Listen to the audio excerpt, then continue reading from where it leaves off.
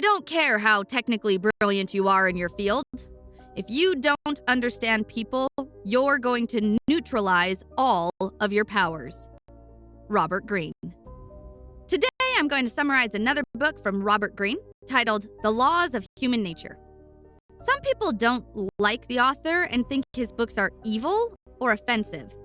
I think this is because Robert usually talks about the dark side of human nature that many of us don't dare to talk about or admit that we have dark qualities. Understanding ourselves and the people around us is one of the most important skills we can have in life.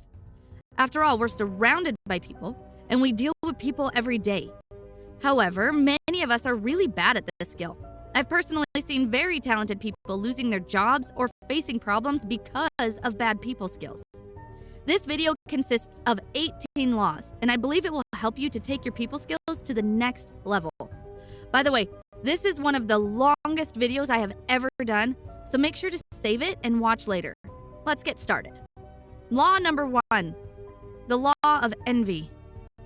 My first job was as a salesperson at a small shoe store. My manager was an envious person who used to criticize everyone behind their backs. She also used to flatter me in a way that I felt mocked, and her jokes made everyone uncomfortable, as if she was secretly laughing at us. I was relieved when, a couple of months later, I found a better job and left. That same week, I met a coworker of mine by chance, and he asked me if it was true that I'd been fired for stealing money from the cashier. I was shocked as I found out that the manager had spread false rumors about me. Maybe you don't want to admit it, but you compare yourself to others. Some use the comparison as a motivation factor, but others will channel that energy into feelings of envy and jealousy.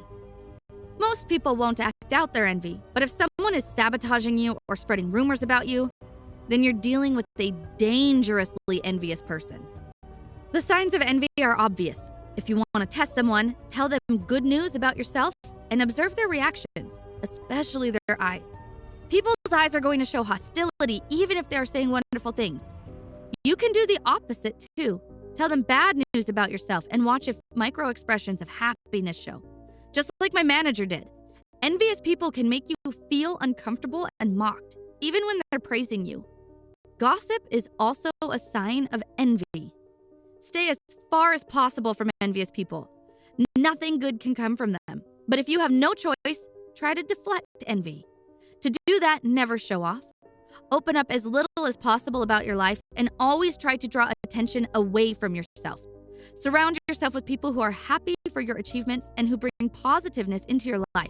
Now, when you feel envious of someone, remind yourself that what you see is only a part of reality, and that other people's lives are as complex as yours, with ups and downs too. Also, practice feeling joyful for others so you can turn envy into a source of inspiration and admiration. Law number 2, the law of role-playing. A few months ago, a friend of mine asked me for help. He was in a long-term relationship with a French girl and wanted to propose, but he admitted to his biggest fear. I'll have to travel to Paris and meet her parents. Her father is a very difficult person, and I think he hates me. My friend planned to collect some information about his future father-in-law, and he wanted my help to practice possible difficult conversations to make sure this encounter happened as softly as possible. I'm sure you can relate to wanting to show a better version of who you are. Maybe it was a business meeting, a job interview, or even a family party. We rarely show the world the person we are deep inside. It's like we're wearing a theater mask, and we have one for each situation in our lives. We are different at work than we are with our family or with our friends. The reason we do that is we need to get along with people, and many of our real feelings and traits would make that difficult or even impossible. A person who can't hide or who says exactly what they think all the time is going to be unpleasant and unwanted, if not hated.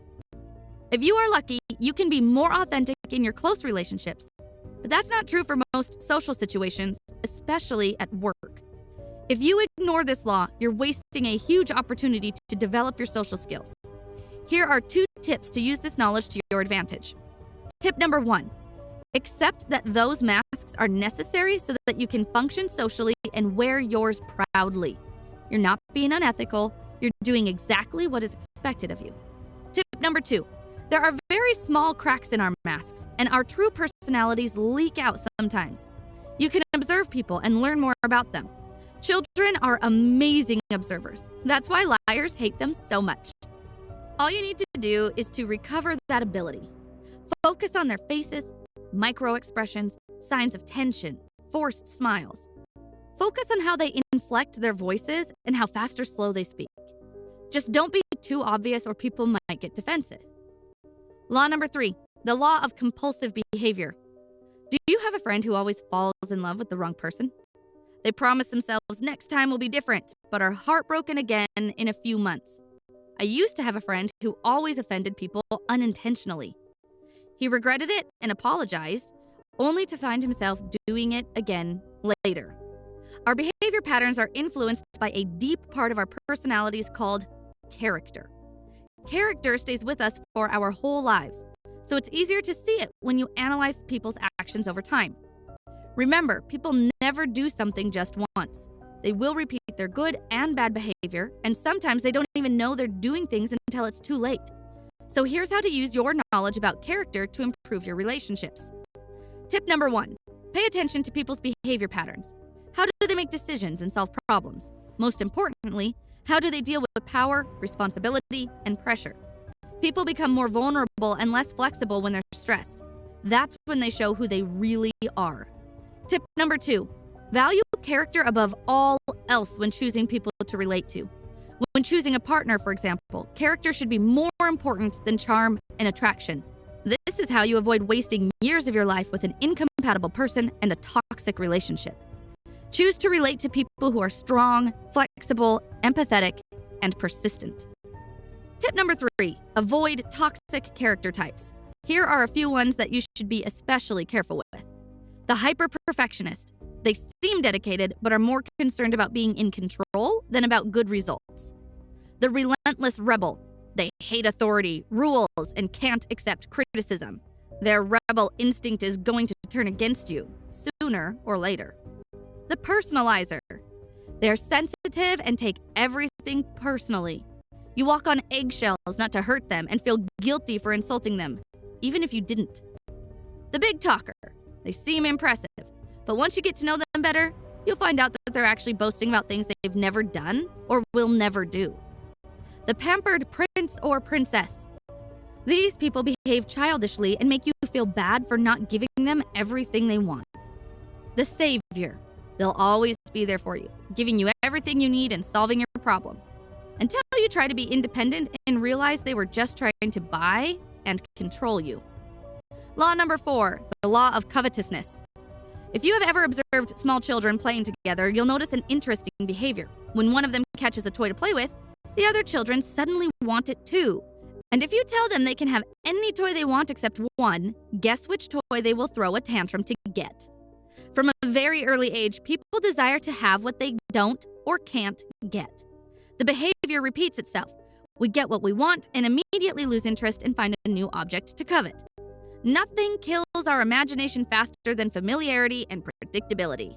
Sometimes we just move on from one object to the other, getting easily bored with everything we already have, including our relationships. Humans can't stop coveting, but we can learn how to use it in our favor. Here are 3 ways to do it. Tip number 1, find out what you want. Identify what is positive and what is counterproductive in your coveting tendencies. Don't allow yourself to be easily deceived and covet something just because that's what everyone else wants. Think of all the negative points too. A lot of people desire fame, for example, but are they really prepared to deal with the lack of privacy and freedom fame brings? Tip number 2, find enjoyment in your reality. Focus on the positive side and be grateful for what you have today. Being in a deeper relationship with your reality will give you the focus and power to change only what really needs to be changed. Tip number 3, becoming an elusive object of desire. Honesty and authenticity are positive traits, but when exaggerated, you can become boring and predictable, and other people's attention will soon move forward to someone else. Instead of focusing on the things you covet, focus on other people's fantasies and unfulfilled desires, and become what they desire. The rest will come. Look at yourself from the outside. How do people see you and your work? Once you know, shape their perceptions and convey the exact image you want. You might want to associate your image or your work image with something forbidden or secret, because it will spike their curiosity and make you more appealing. Don't be always available, and create the impression that everyone wants to have your work. Just like children fighting for a toy, people will want it if they believe other people want it too. Law number 5, the law of repression. Have you ever felt like doing something so horrible that it shocked you that it even crossed your mind? If you tell me bad actions never cross your mind, then I'll tell you it's because you've been repressing your shadow. A shadow is the side of us we hide even from ourselves because we don't want to admit having them. Your shadow contains your worst insecurities, your most terrible secrets and desires, your aggressive and selfish tendencies. Sometimes when you feel too stressed, vulnerable, or anxious, small parts of this side leak out. That's when we show contradictory or accidental behavior and emotional outbursts, for example. Most of us try to hide our shadows, but this is not the right thing to do. The more we deny our shadow, the stronger it becomes. This happens culturally too. The more prohibitive a culture is, the more attracted people will feel to the shadow aspects. That's the reason stories about serial killers, cruel villains, and extreme violence are so popular. Also, people who only project perfection are perceived as fake and unauthentic. That's because they're repressing a part of who they are. We are more attracted to people who embrace their shadow because all of us can relate to imperfection. Here's how to do it. See the shadow. Pay attention to the part of you that you show the world. Are you always cheerful and excited? Always patient and calm? You might be hiding the opposite of that. Also, if you've been oversensitive or overaggressive, imagine what triggered those reactions to know yourself deeper. Embrace the shadow. Once you find out the parts of you that are hidden, don't ignore them. Admitting to your flaws will make you relatable and likable. Explore your shadow. Play with your previously hidden thoughts and feelings, and channel that energy into your work or hobby, especially creative work. Show the shadow. Allow yourself to be more assertive, indifferent, weird, or selfish. You'll notice that a lot of successful people are eccentric or unconventional. That's because people have more chances to become successful when they embrace their shadows. Law number 6, the law of narcissism. Carl considered Mabel his best friend. They were always together, doing all the interesting things that Mabel loved to do. But one day, Carl was afraid to lose Mabel. He'd received some bad news about the death of a family member. To cheer him up, Mabel bought movie tickets for them. Carl was very sad, though, and told her he would rather stay home. Mabel didn't reply to his texts for a week after that. Carl was already worried when Mabel replied, telling him she didn't have money to pay for her electricity bill, since she had spent a lot on those movie tickets, and still he refused to go with her. Carl felt terrible, apologized, and offered to pay her electricity bill for her. Mabel is what we call a deep narcissist. She was used to having power over Carl and getting attention from him. When he took an independent step instead of doing what she wanted, Mabel found a way to punish him for it, the silent treatment. She ignored the way he felt and took his refusal to go to the movies as a personal attack. So hurt she was. She made sure he felt guilty about it and made up for it. People like Mabel feel they're in high danger if they're not receiving love and attention from outside all the time. And they have no limits as to how far they would go to get such attention.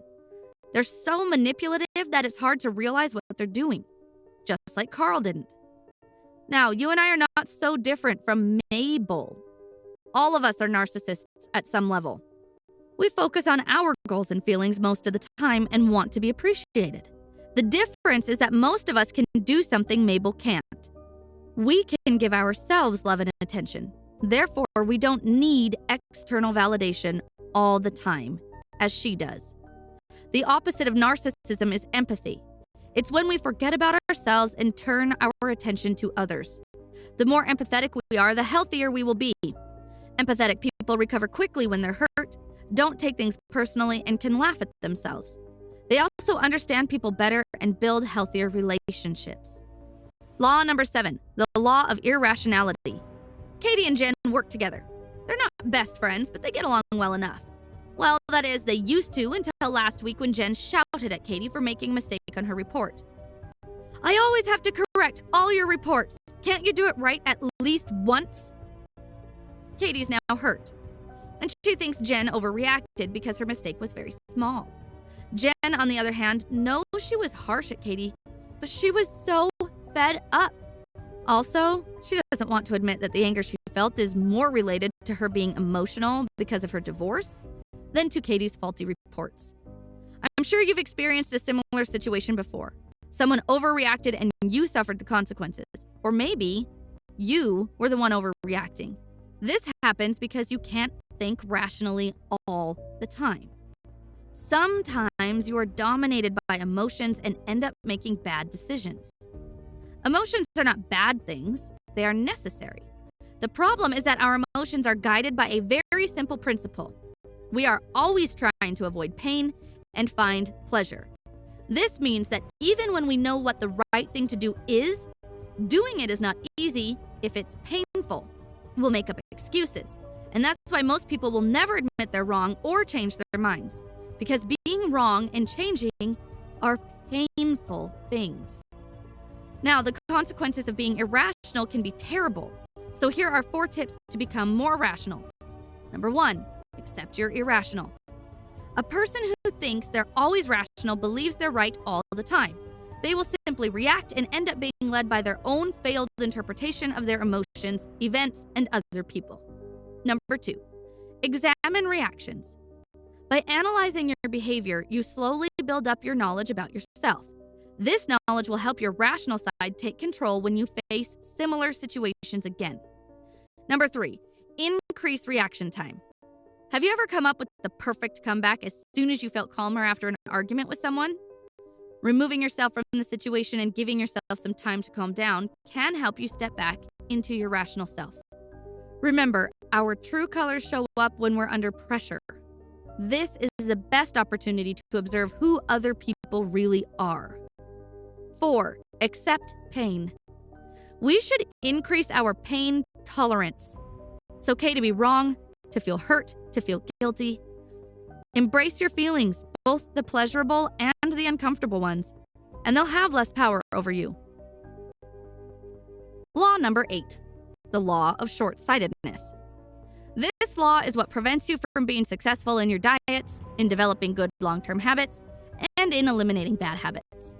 If we could always focus long-term, it would be easy for us to never eat sugar, for example, because we would always remember it's bad for our health.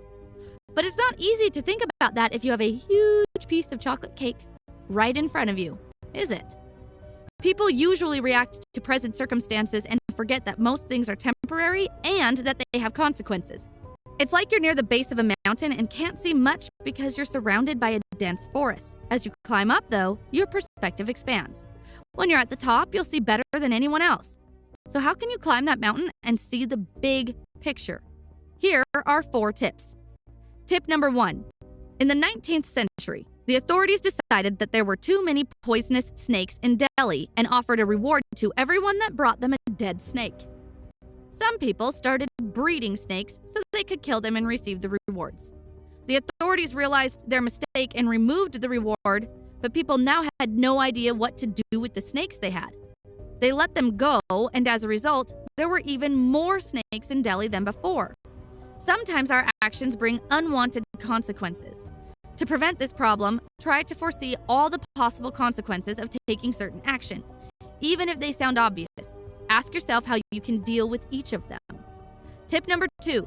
Sometimes you have invested so much of your energy in a conflict that you refuse to let go, even when you know you should. Step back and ask yourself, what are my real priorities? If I win this fight, will it help me reach my goals? Some battles are just not worth it. Tip number 3, when you make an online purchase, I'm sure you want to receive it as fast as possible, right? As time goes by, we get more and more impatient. We need to work on our patience and establish long-term goals if we want to succeed. Tip number 4, nowadays information is everywhere, and with so many accessible details, it's hard to see the big picture.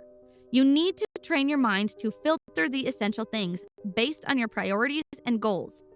Number 9, the law of defensiveness. To illustrate this law, the author tells the story of a rebellious teenager who was caught red-handed selling drugs at school. He was immediately suspended, but he still had to do his homework. He obviously didn't want to study, so his mother had an idea. She told him, "The principal doesn't allow you to go to class because he wants you to fail. He thinks students can't learn from home. He'd feel terrible if you proved him wrong." Of course, this had the exact effect his mother wanted.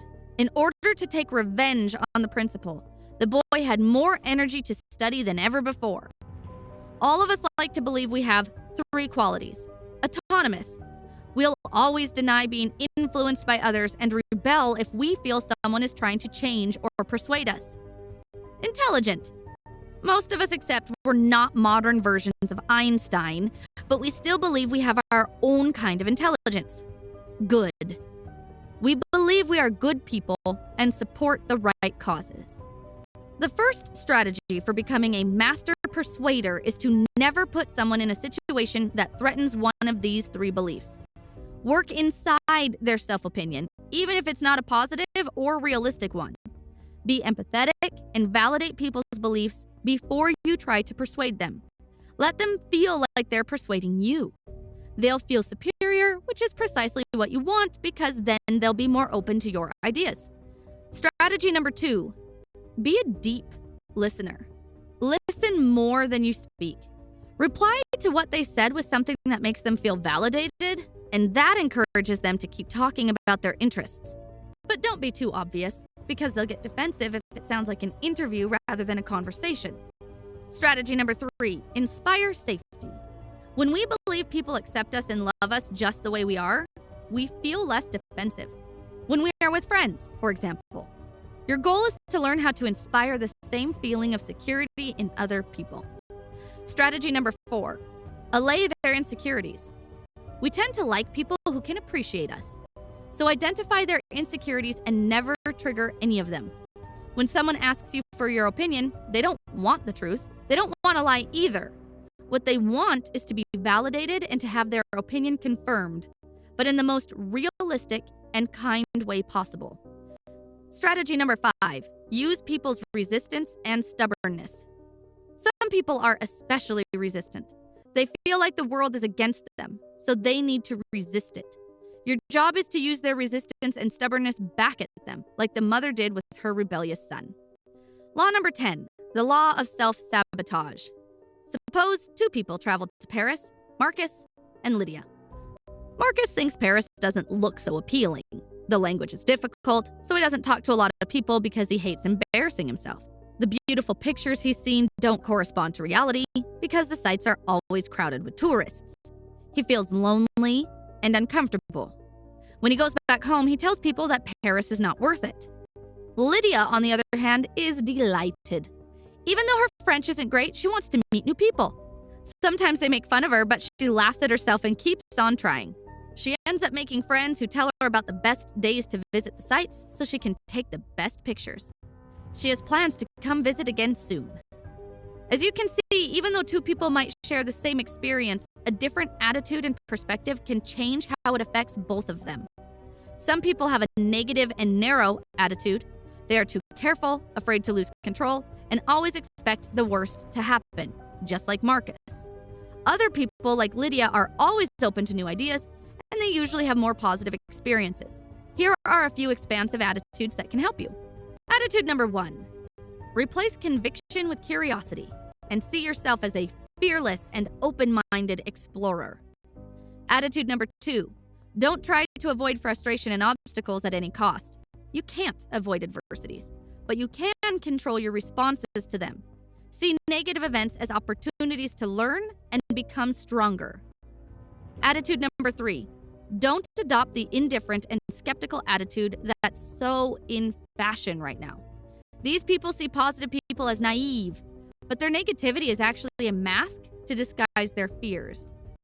Attitude number 4, don't take things personally. Most times, people's reactions towards you say nothing about you. It's about themselves. Attitude number 5, don't limit yourself. Your body and mind can do much more than you think. When I was still in college, I often got sick before a difficult test or an important presentation.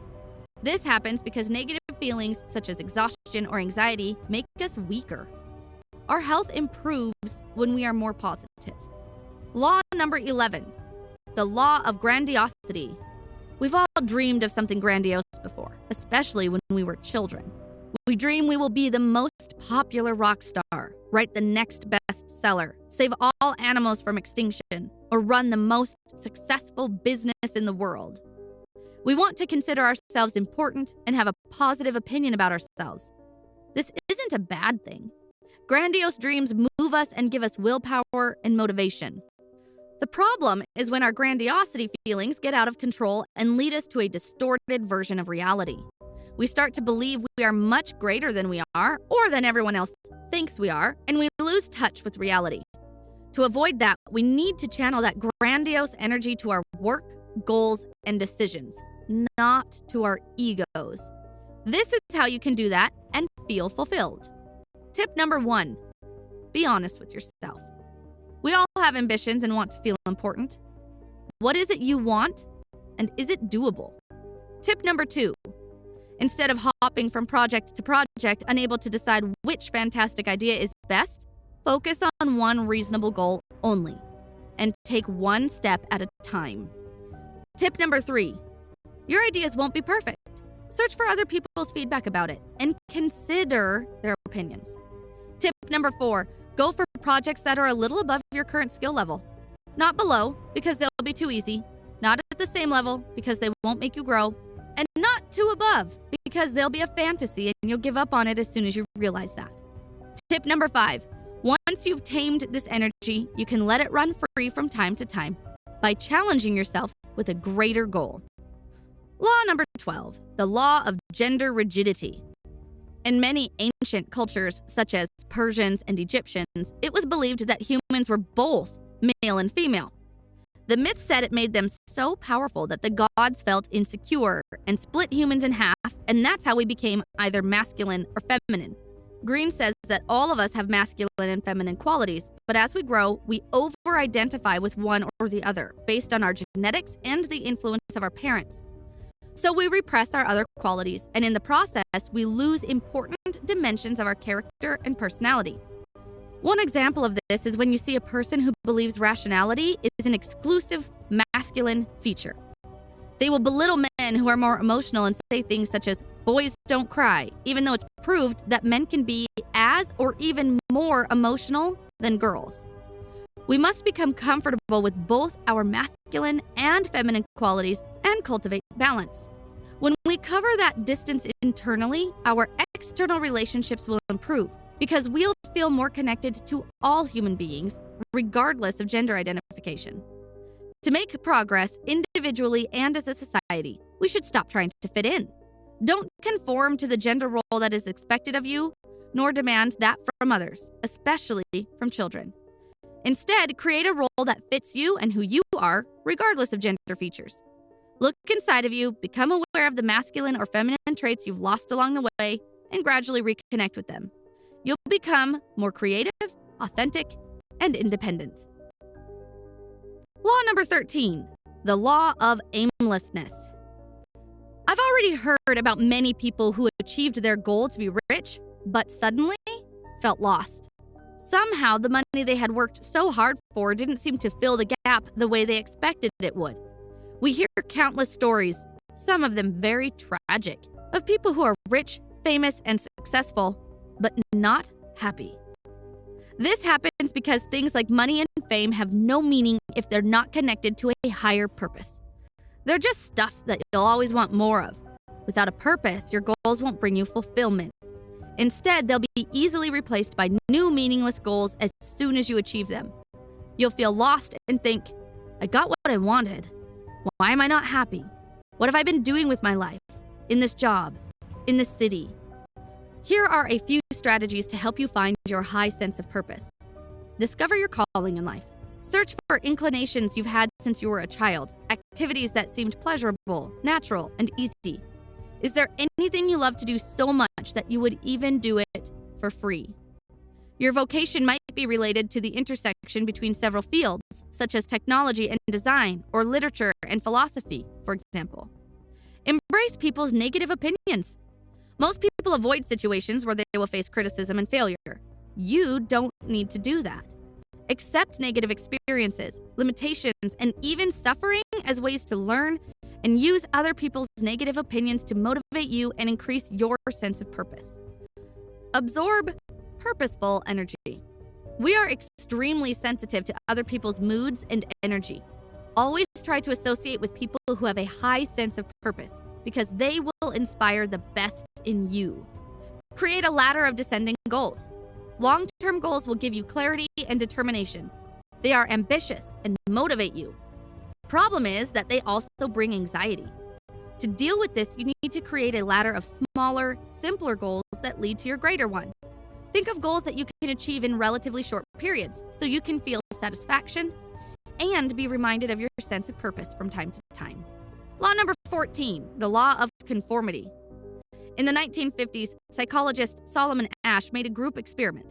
He showed participants one line segment and then 3 more, and asked them to choose which of the 3 lines matched the length of the first one. When Solomon asked the participants individually, they would often choose the correct line. But when asked in the presence of other people who were told to intentionally select the wrong line, around 75% of participants chose the line the rest of the group had chosen. There are countless examples of conformity in our lives. The way we dress, the foods we eat, and the brands we buy are heavily influenced by our social groups. We don't conform because we're naive or easy to manipulate, but because we need to feel we belong, be it in a small group, such as our group of friends, or in a larger one, such as the country we live in. The only problem is that to be able to fit in, we are willing to ignore our rational side, so we get more prone to taking unnecessary risks. Since we can't avoid conformity, we need to find out the things that can trigger this irrational response in us, so we can still belong and cooperate while keeping our independence and rationality. To do that, Greene suggests we form a reality group. The idea is to use this social force with a positive purpose, to create something great together. Here's how. Tip number 1, keep your focus on the ideas, not on the people that have them, and instruct your group to do the same. Number 2, establish a group, a positive mission that draws the members of the group together, and state it clearly so everyone knows where you're trying to go. Tip number 3, use your mental energy to do the essential things, and don't be afraid to delegate to people you trust.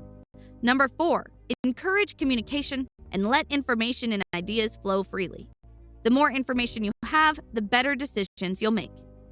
Tip number 5, people are sensitive to your emotions, especially if you are the leader.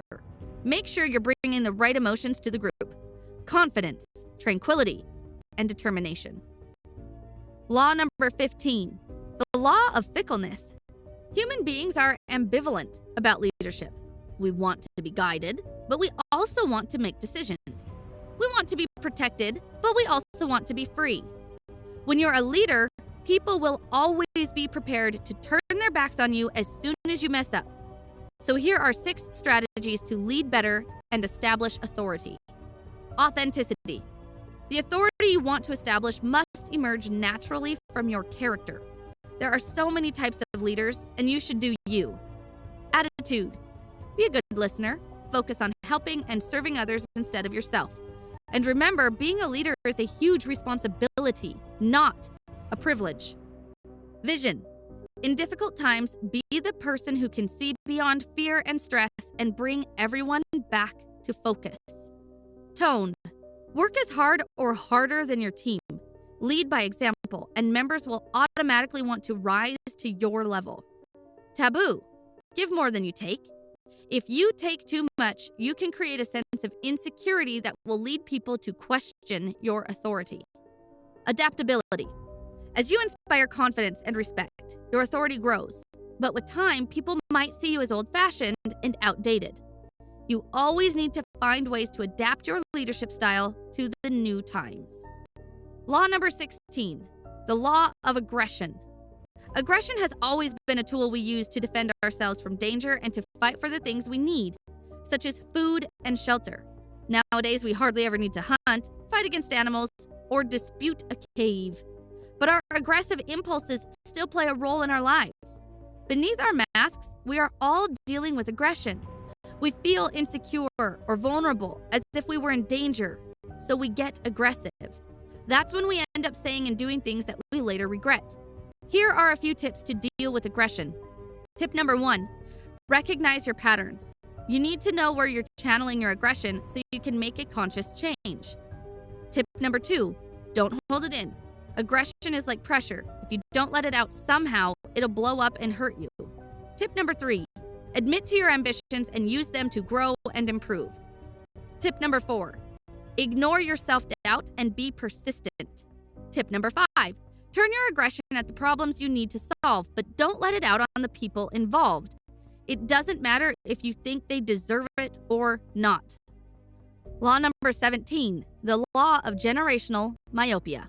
One of the things that most amazed me in the stories my parents and grandparents used to tell me is that back then, social roles were clearly defined and very fixed. There were very clear rules about what people were expected to do, and no one questioned any of that. These aspects are very different from the way families and societies organize nowadays and the way we deal with differences, aren't they? Every generation is a mix of the beliefs and ideas from their parents and the need to separate themselves from the previous generation. This mix creates a zeitgeist, a spirit of the times, formed by certain tastes, beliefs, battles, and ways of thinking. You internalize those influences as much as anyone else. We are all products of our time. You should understand the power your generation spirit has on you, so you can be more independent from the restrictions that come with it. If you identify what your generation is searching for and give it a voice, there's a great chance that your work will find resonance. Here are 5 strategies to make it happen. Challenge your past. Maybe you want to create something new, but you feel strained by the values you've been raised with. It's normal to hesitate, but don't be afraid to express the taboos of your generation. Adapt the past to the spirit of the present. The frustrations of your generation have certainly been felt before by a different generation. Who were the leaders then? What did they do? Adapt some of their styles and symbols to your reality. Relive the childhood spirit. By capturing the spirit of your childhood, you will reach everyone who experienced those moments, and your generational peers will want to follow you.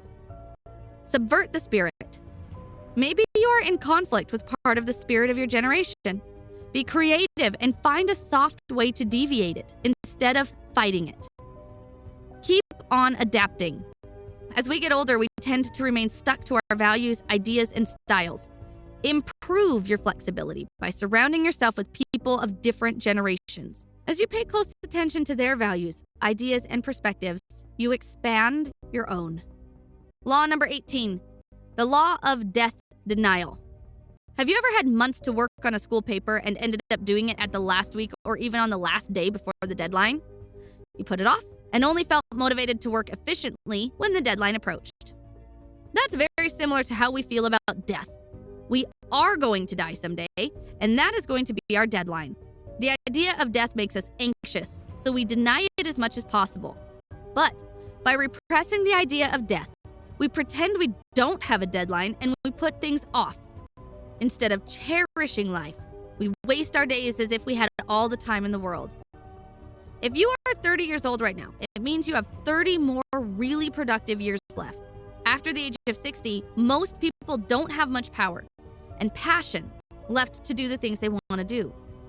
That is why I think it's fair to say that the real productive years left are 30.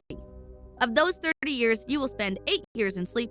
2 years will be spent on traveling, such as going to work, church, traveling to meet friends, etc. You will spend on average 3 years taking care of yourself, showering, cleaning, etc. Let's say you'll spend another 2 years on entertainment and having fun. If you deduct all that from the total 30 years, you will see that you only have 15 years left to be really productive and do the things you want to do. 15 years isn't a long time. It feels like it was yesterday we entered 2021. But now 2021 and 2022 are over and we are in 2023. Just like that, 2023 will also pass very quickly. Life is really short, and remembering that you will die is going to help you to prioritize doing the things you want to do in life. We will live fuller lives if we connect to the reality of death. Think of your remaining years as your deadline and use it as a motivation to work on what matters most to you and on all the amazing experiences you can have before death arrives. If you like Robert Greene's ideas, check out the video you see on the screen. It's the summary of another book called The 48 Laws of Power.